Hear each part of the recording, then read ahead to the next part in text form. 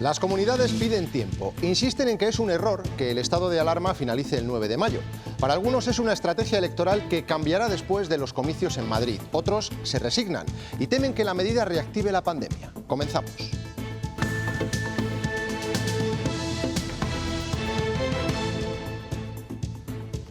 Buenas tardes. Mañana llegarán a las 9 los cuerpos de Roberto Fraile y David Beriaín a la base aérea de Torrejón. Hablaremos en unos minutos con Antonio Zote, responsable del Alto Comisionado de la ONU en Burkina Faso, que ya nos espera para conocer algunos detalles de la investigación del asesinato de los periodistas españoles. La ministra de Asuntos Exteriores quiere llegar hasta el final. Hemos pedido también a las autoridades de Burkina Faso que investiguen los hechos, que los esclarezcan, que identifiquen a los responsables para que estos puedan comparecer ante la justicia. El Gobierno de la Nación insiste en que el estado de alarma acabará el 9 de mayo y que no va a dar herramientas a las comunidades para tomar medidas sorteando a la justicia. El malestar es generalizado en los ejecutivos autonómicos. Y el Gobierno tiene que asumir su responsabilidad. Herramientas que valgan para el conjunto del Estado. Al menos se pudiera mantener un mes. Entonces es imperdonable. 1,5 millones de toneladas de comida acaban al año en la basura en Castilla y León. Este desperdicio no es solo económico, también afecta al medio ambiente. Los restos alimenticios pueden convertirse en compost y reutilizarse. En Castilla y León se aprovecharon 50.000 toneladas en 2019. Los malos hábitos en la compra y en el consumo acentúan este problema. La pandemia ha relanzado al sector de los cirujanos plásticos. Cada vez hay más operaciones estéticas. El teletrabajo y el ahorro del confinamiento han ayudado a dar el paso a los que tenían dudas. El gasto medio ronda los 5.000 euros. Porque ahora no se puede disfrutar en otra cosa y, hombre, qué mejor que en uno mismo. Vamos. Es una inversión que no solo repercute en su estado físico o de salud, sino en su estado anímico, por supuesto que sí. El fin de semana cambia el tiempo. Mañana y el sábado los chubascos y tormentas irán perdiendo fuerza. Los termómetros van a seguir bajando y empezaremos mayo con temperaturas casi invernales.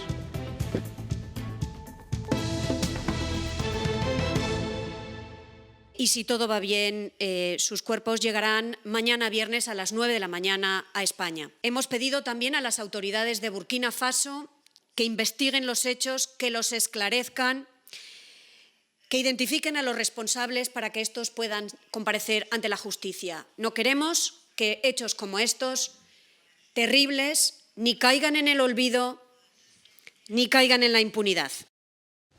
La ministra de Asuntos Exteriores ha anunciado que el Gobierno hará todo lo posible para llegar al fondo de la investigación y esclarecer las causas de los asesinatos de los dos periodistas españoles en Burkina Faso, un país en el que cada vez es más complicado trabajar.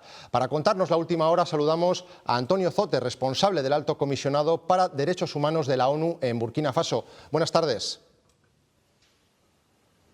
Buenas tardes. Lo primero, hasta ahora tiene que estar preparado ya el avión que despegará rumbo a España con los restos de Roberto Fraile y David Beriaín. ¿Quién cree y cuál fue el motivo por el que se acabó con la vida de estos periodistas? Pues desafortunadamente este es uno de los eventos que normalmente pasa en Burkina Faso. Esta es una zona muy complicada en la que operan varios grupos armados afiliados al Estado Islámico de tipo yihadista, pero también hay cazadores furtivos, bandas armadas, grupos de autodefensa. De hecho, ese mismo día, el lunes, un poquito más al norte, en la provincia de Seno, otro grupo armado entró en uno de los poblados y mató a 18 personas y se llevó secuestradas a más de 10. El ejército escoltaba al convoy. ¿Esta situación no garantiza la seguridad de los reporteros? No, en absoluto. Incluso es muy posible que los ponga más en riesgo. De todas maneras, esa es una zona en la que sin la escolta militar es imposible ir y con escolta militar sigue siendo un riesgo. En los últimos años, lo comentaba ahora, el islamismo radical ha crecido en determinadas zonas del país. ¿Qué es lo que no estamos viendo en Occidente de lo que ocurre en esta parte de África? Todas las facciones que estaban peleando en Oriente Medio bajaron fueron hacia el sur, a la parte del Sahel, encontraron allí una zona en el que pudieran realmente tener afiliados y determinar un poquito las prioridades de las comunidades. Eso empezó a ocurrir realmente en la parte de Burkina Faso a partir de 2018. Hubieron 2 bombas en la capital, Ouagadougou, en uno de los cafés que frecuentan los extranjeros, al que yo voy regularmente y ahora mismo que está reconstruido, y la embajada francesa en 2018, y luego a partir de 2019 pues hubo una explosión de la violencia que se ha traducido en una crisis humanitaria con un desplazamiento de más de 1 millón de personas. ¿Y usted ha llegado a temer por su vida en algún momento en Burkina Faso? Pues la verdad es que nosotros en la Organización de Naciones Unidas pues tenemos cuidado en lo que se refiere a toda la seguridad. Yo he estado en la parte del Sahel hace 6 meses posiblemente en uno de los campamentos de personas desplazadas, se llama Barsalogo, pero ahora es muy difícil acercarse incluso a esa zona. Y ya una última pregunta, ¿cree que se detendrá finalmente a los culpables del asesinato de Roberto y de David? Va a ser muy difícil, lamentablemente. Muchos de estos hechos siguen quedando en la impunidad, pero todos confiamos en las autoridades de Burkina, no solamente en las autoridades de seguridad y militares, sino también en las autoridades de justicia. Pero lamentablemente muchos de estos hechos van a quedar en la impunidad. Antonio Zote, pues muchísimas gracias por habernos atendido. Muchas gracias a vosotros. Burkina Faso es un paraíso para los cazadores. Ese era uno de los temas del documental que grababan los reporteros españoles, centrado en el papel de los furtivos. El tráfico ilegal de animales genera millones de euros. El marfil de los elefantes es una de las piezas más codiciadas. Hace años que las agencias dejaron de ofrecer Burkina Faso como destino para un safari. No es seguro. Hay hordas auténticas de cazadores furtivos, de guerrilleros, de grupos de toda naturaleza, explotando los recursos sin ninguna clase de conocimiento y, por supuesto, de una manera completamente insostenible. Esos grupos organizados son los cazadores furtivos que querían retratar Fraile y Beriaín. Arrasan con los animales de este paraíso para la caza. Mandan a gente a las zonas salvajes a cazar animales. Ilegalmente, por supuesto, no hay ni licencia ni regulación de ninguna clase ni nada para suministrar la carne. Hay mercados de carne informales en todos los poblados, en todas las aldeas. Su principal objetivo es el marfil de los elefantes, de enorme valor en el mercado negro. Teniendo un comprador como es China, que compra lo que demanda sin ningún tipo de pregunta, en fin, tú me das lo que yo quiero, yo te pago, pues el marfil es un bien muy apreciado y han ido realmente exterminando las poblaciones de elefantes en la zona central de África de este hacia oeste. El tráfico ilegal de animales mueve millones. Sin embargo, allí donde la pobreza es extrema, la vida no vale nada.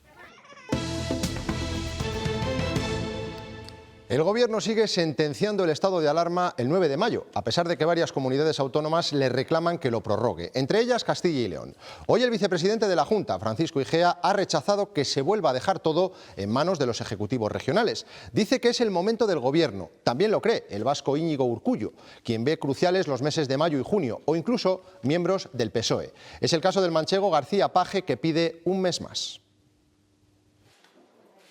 Castilla y León, País Vasco y Castilla-La Mancha piden alargar el estado de alarma para todo el país. Es que no se puede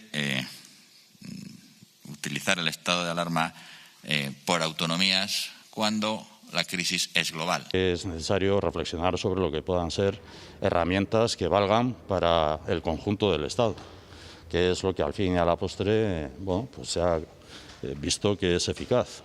Al menos se pudiera mantener un mes. Ya sé que es doloroso, ya sé que es incómodo. Pero el Gobierno no se mueve. Esto no se puede mantener indefinidamente en el tiempo. Así, varias autonomías reprochan a Sánchez que tampoco les proporcione otro asidero jurídico al que aferrarse. Y no es un problema sobrevenido, es una pandemia, llevamos ya 14 meses. Por tanto, es imperdonable que no se haya buscado una alternativa por parte del Gobierno nacional. Imagino que el Gobierno está esperando a tomar medidas impopulares al fin de la campaña en Madrid.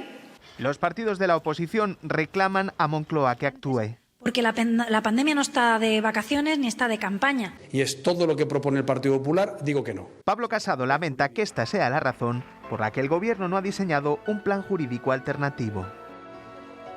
También hoy ha comparecido la ministra de Sanidad en el Congreso. Carolina Darias ha sufrido los reproches de los grupos parlamentarios por el estado de alarma. Especialmente dura ha sido Ana Pastor, del PP, que ha acusado al Gobierno de dejar tiradas a las comunidades autónomas. David Aragonés.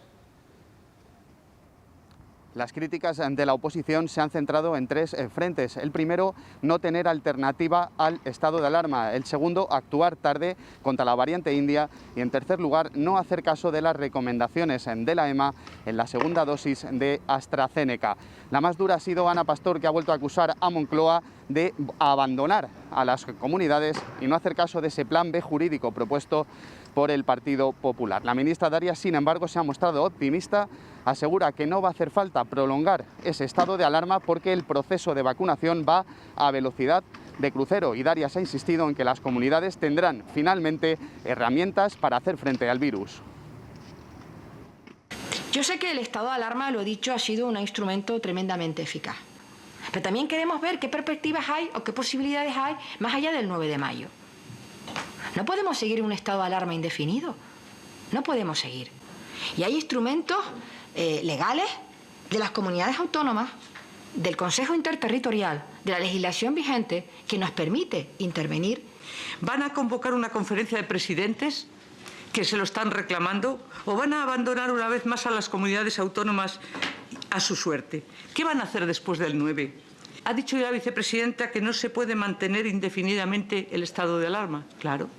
Pero, ¿qué alternativa dan ustedes? ¿Del todo a la nada y de la nada al todo? Los casos en Castilla y León continúan estancados. Hoy de nuevo se rozan los 400 contagios, con Burgos claramente destacado, con más de 100 positivos diarios. Han fallecido 2 personas, ambas en los hospitales de Valladolid. Burgos, precisamente, es una de las provincias que preocupa, al igual que Segovia. En ambas los contagios crecen a un ritmo mayor. Uno de los motivos puede ser la cercanía con 2 comunidades autónomas como Madrid y País Vasco. Carla Martín. Esa es la explicación que encuentran los miembros del Comité de Expertos de la Junta de Castilla y León, la cercanía de estas 2 provincias con Madrid y el País Vasco, 2 comunidades autónomas que duplican la incidencia acumulada castellano y leonesa.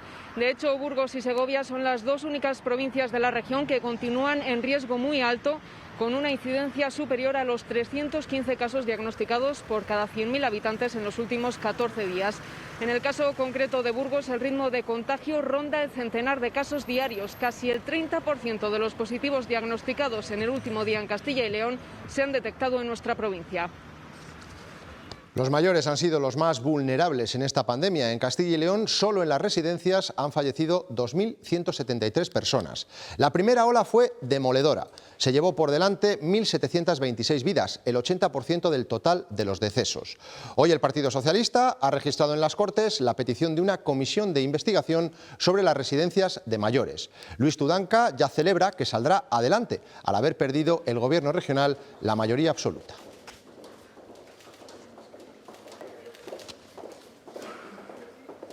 Ver la verdad sobre las órdenes que las diferentes consejerías de la Junta de Castilla y León dieron para no trasladar a los residentes a los hospitales en los momentos más críticos de la pandemia. ¿Quién dio esas órdenes? ¿Por qué se dieron esas órdenes?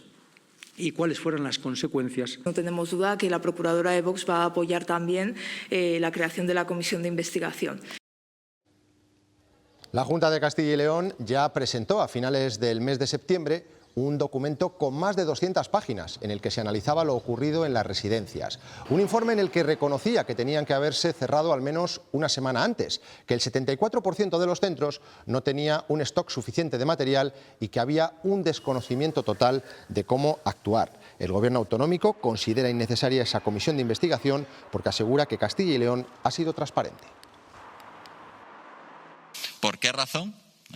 Si durante la primera ola del estado de alarma el mando único residía en el Gobierno, que era el que tomaba decisiones, no se hace esta investigación. Insisto, no tenemos ningún problema. Y de hecho, si la comisión sale adelante, nosotros lo que sí que vamos a intentar es que se sepa todo. Si queremos seguir haciendo esta basura de política que ha hecho el Partido Socialista durante estos últimos meses, utilizando el dolor. La Fiscalía de Burgos ha archivado la investigación de la muerte de la burgalesa Sonia Sainz Maza. Su familia denunció que durante 3 meses no fue explorada ni una sola vez en consulta por su médico de cabecera, a pesar de sus intensos dolores. Acabó falleciendo en agosto de cáncer de colon.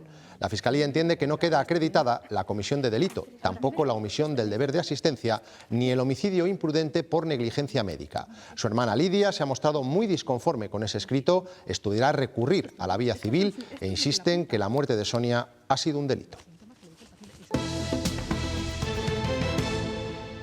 Las familias españolas tiran 1,5 millones de toneladas de comida al año, que podría ser válida para el consumo. En Castilla y León, más de 50.000 toneladas de residuos de alimentos se convirtieron en compost en 2019. Los hogares son el último eslabón de la cadena. Las consecuencias del desperdicio alimentario son económicas y también medioambientales.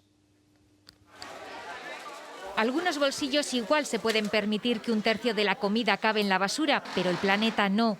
El problema es que producir esos alimentos gasta suelo, gasta mano de obra, gasta agua, gasta energía, gasta un montón de cosas que se están desperdiciando.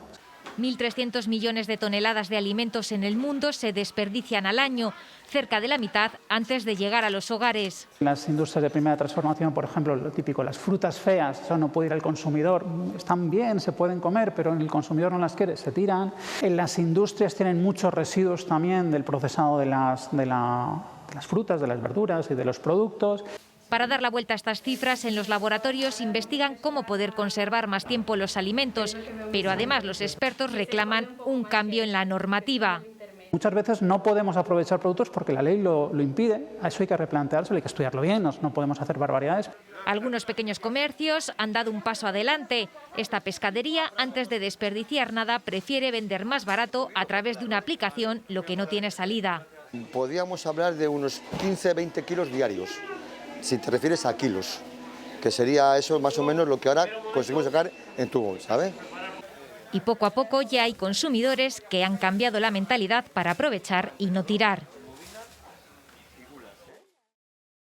La tercera parte de los alimentos que compramos acaban en el cubo de la basura. A la semana en nuestros hogares tiramos 1,5 kilos, el equivalente a 9 plátanos. Comida que podría todavía ser apta para consumirla. Y para cambiarlo, todo empieza aquí, en el momento en el que decidimos qué vamos a comer y cuándo.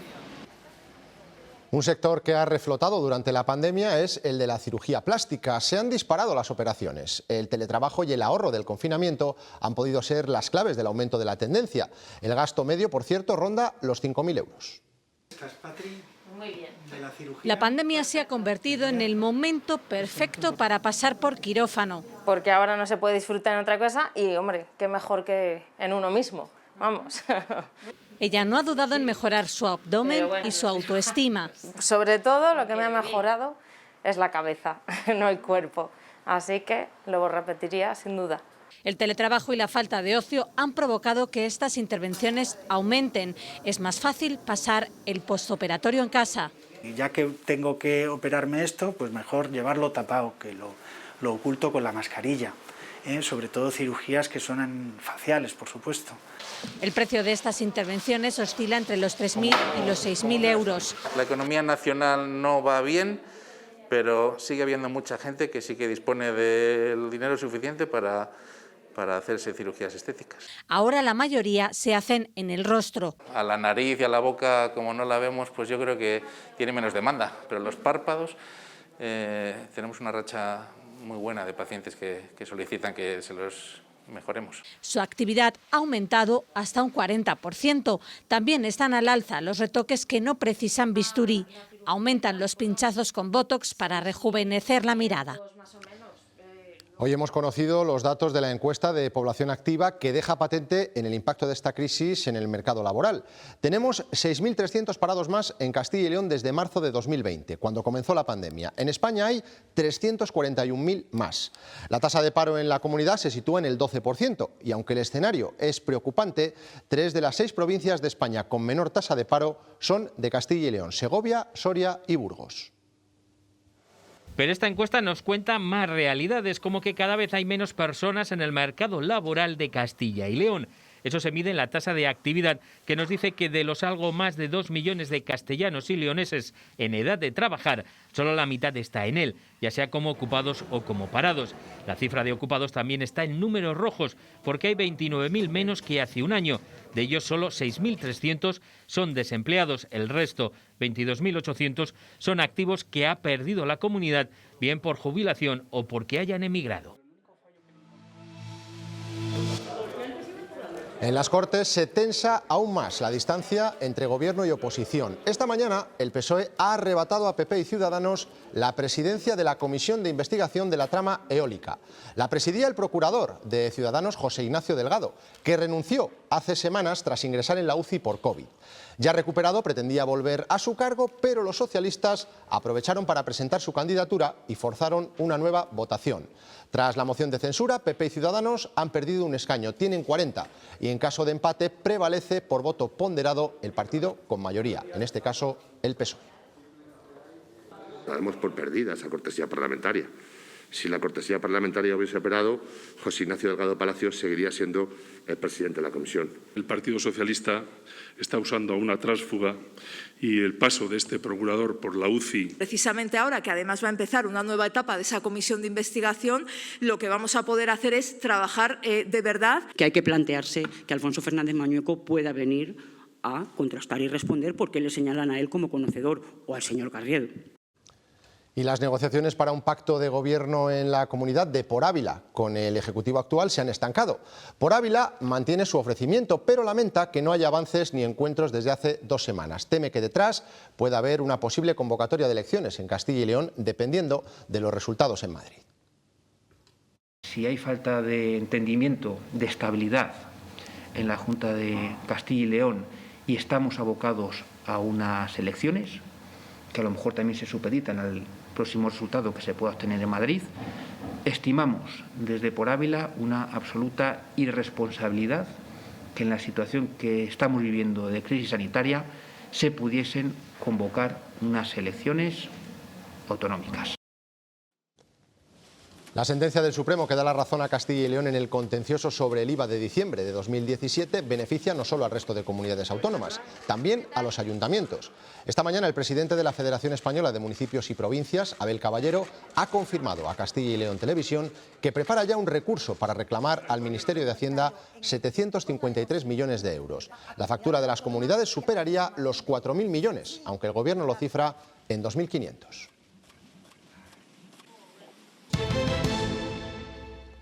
España ha registrado en las últimas 24 horas 10.000 nuevos contagios, una cifra superior en 2.000 casos a la de ayer. La incidencia sigue estancada en torno a los 230 y hace que esta cuarta ola presente una evolución de meseta. Estas imágenes que vemos son de India. El coronavirus llena las piras funerarias. El país rompe récords y suma 18,5 millones de casos y 205.000 muertos. La variante india no solo está presente allí. Italia ha detectado 23 casos. Los positivos venían en un vuelo proveniente del país asiático. El gobierno no ha cancelado los vuelos con India a expensas de que sus nacionales puedan volver a casa. En España la situación no empeora y el resultado se nota ya en el compromiso de algunas compañías y también de los aeropuertos. En el caso de Salamanca se han anunciado vuelos a Mallorca a partir del mes de junio. Paco Gómez. El aeropuerto de Salamanca es uno de los 4 elegidos por la compañía aérea Volotea para iniciar sus operaciones por primera vez este verano. En el caso de Matacán serán vuelos hacia Palma de Mallorca que comienzan el 24 de junio y que se prolongan hasta el 7 de octubre, toda la temporada veraniega. Habrá 2 conexiones entre la ciudad salmantina y las Islas Baleares cada semana, los lunes y los jueves. Y la compañía ha avanzado que su intención es que los precios sean muy populares. 30 euros de media, algunos vuelos los días más clave de las vacaciones veraniegas un poco más caros, hasta los 70 euros, pero habrá, insiste, muchas promociones que permitirán volar a Palma de Mallorca desde aquí por apenas 25 euros. ¡Policía! Empuja por. Vale, es un pasillo, ¿eh? Es un pasillo largo con escaleras al final y habitaciones a ambos lados. Voy a entrar por la izquierda. Vale. Lo acaban de ver, la Policía Nacional y la Guardia Civil se enfrentan a situaciones de peligro en las intervenciones que realizan. Son imágenes de un entrenamiento, de un simulacro ante una de las acciones con mayor riesgo, entrar por la fuerza en una vivienda. Dentro no saben lo que les espera. Parece una película policíaca, pero no lo es. ¡Policía! En ese momento deben estar ya listos para acceder al inmueble. En su interior nunca o casi nunca se sabe. La mayoría de las veces atiendes a gente que pasa por allí, que ha oído unas voces, que no conoces la vivienda, no conoces quién hay dentro. Se preparan, se forman para que no haya margen de error. Se supone que nos han dado chivatazo que hay un laboratorio de drogas. Hay que utilizar un protocolo y entrar de una forma profesional y evitar situaciones no deseadas. Este curso ha sido con fuego real. Mecánicamente tenemos que saber cómo va el arma, cómo la cogemos. Tu cabeza se tiene que preocupar de tantas cosas que del arma no. Nunca saben dónde pueden encontrarse un peligro, ellos entran completamente a ciegas y lo más importante en cualquier intervención es garantizar la seguridad de todos los agentes. Solo preocupado de tu compañero, asegurar que tu compañero y tú salgáis bien. Policías y guardias civiles se entrenan para que los nervios no se conviertan en su peor enemigo. No puedes estar pensando en otra cosa. Y por eso formación como esta es el mejor arma que tienen para que nada falle. 22 años y medio de cárcel por asesinato y 4 por robo con violencia. Es la pena que ha impuesto la magistrada al acusado por el crimen cometido en agosto de 2017 en San Andrés del Rabanedo, en León, que fue declarado culpable por un jurado popular. Además, deberá satisfacer indemnizaciones por valor de casi 200.000 euros para compensar a la viuda del fallecido por la pérdida de su marido, los gastos del sepelio y las secuelas psíquicas que le dejaron los hechos. Se cumple una semana del primer envío de cartas con balas amenazando a políticos que llegaron a edificios del Gobierno. Hoy hemos acudido a las sedes de las instituciones de Castilla y León para comprobar si su seguridad es capaz de detectar este tipo de paquetes.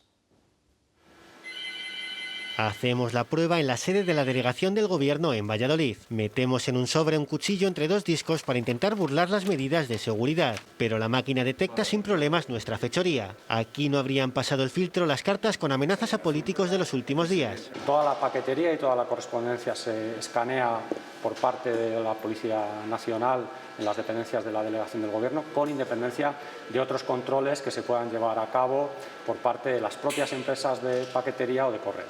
El sistema es parecido en las Cortes de Castilla y León. Se inspecciona todo lo que llega con un escáner, como nuestro sobre con un cuchillo. En caso de duda, el paquete se inspecciona de nuevo en una segunda máquina de rayos X. Hasta el momento, este Parlamento está libre de amenazas. Aquí lo más que llegamos a ver son clips o principalmente clips y grapas, porque yo no he visto nunca nada sospechoso. Tampoco conseguimos engañar al escáner de la sede de presidencia de la Junta, ocultando un cúter y un cuchillo. En la pantalla se aprecian con claridad las 2 armas blancas. La única forma de camuflarlas supondría usar placas de plomo, que también llamarían la atención de los servicios de seguridad al aportar una imagen totalmente opaca. Si se sospecha que el paquete puede contener explosivos, se introduce en este recipiente blindado a la espera de la llegada de las fuerzas de seguridad. Da lo mejor al mejor padre del mundo que se pregunta si está siendo el mejor padre. Da lo mejor la mejor jugadora del equipo cuando después de haber entrenado se pone a entrenar. Palabras como casi. ¿Por qué? Pues esperadme aquí un momentito, voy a romper ese récord. Son cosas que dice la gente que da lo mejor. Y ahora que sabemos lo importante que es la gente que da lo mejor, te diré cómo dan lo mejor algunos de ellos. Algunos dan lo mejor dando el mejor bienestar a sus animales para poder dar su mejor leche. Y algunos dan lo mejor comprometiéndose este año a envasar agua utilizando el 100% de plástico reciclado en todos sus formatos. Si dan una bebida vegetal, se asegurarán de que provenga de cultivos 100% locales.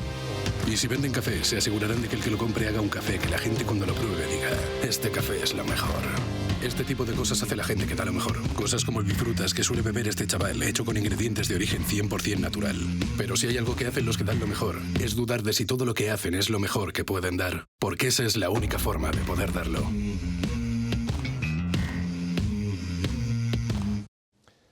Noticia de última hora, el titular de la central nuclear de Santa María de Garoña en Burgos ha notificado un incumplimiento de las especificaciones técnicas de funcionamiento en parada. El suceso no ha tenido impacto en los trabajadores, tampoco en el público ni en el medio ambiente. Vamos con más asuntos. La descarbonización es el gran reto para las empresas durante los próximos años y para lograrlo es imprescindible la colaboración entre ellas. Renault e Iberdrola son un ejemplo. Esta mañana han firmado un acuerdo para trabajar para que las factorías de la automovilística consigan la huella cero de carbono. Las medidas van desde el suministro de energía verde y la eficiencia energética a la movilidad eléctrica y el segundo ciclo de vida de las baterías.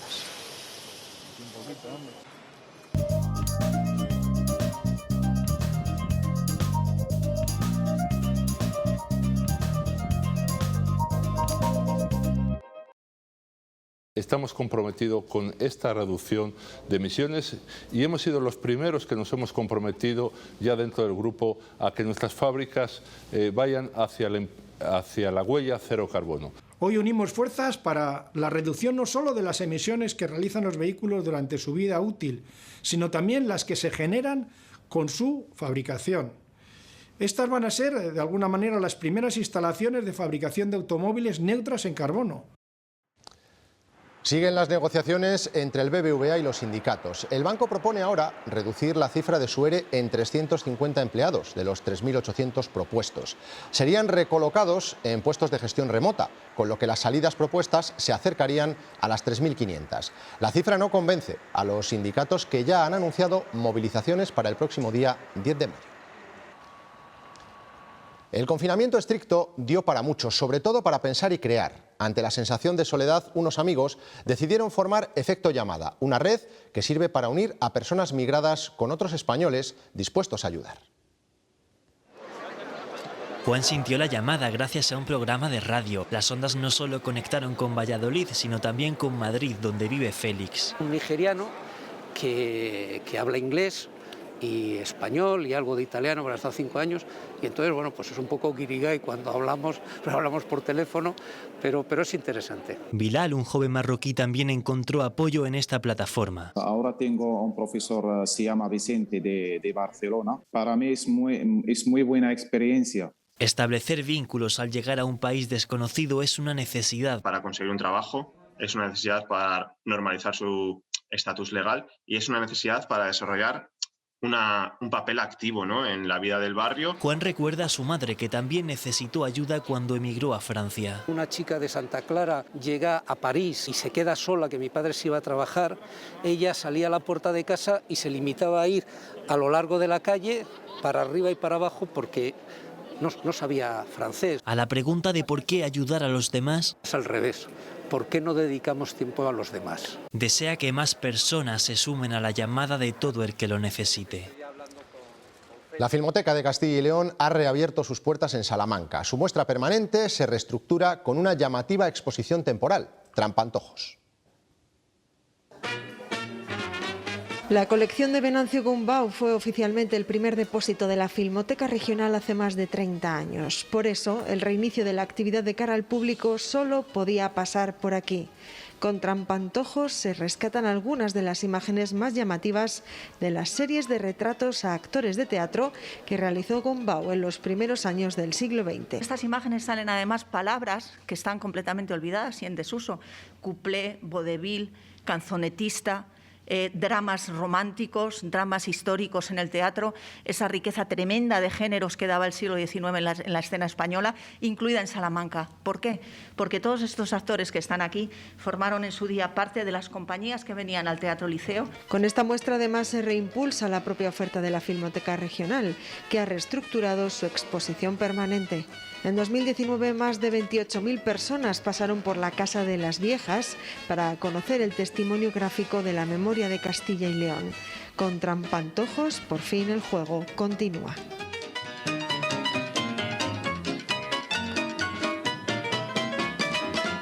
Con estas imágenes les dejamos. No se pierdan a partir de las 11:30 Palacios y Castillos con Misterios. Adiós.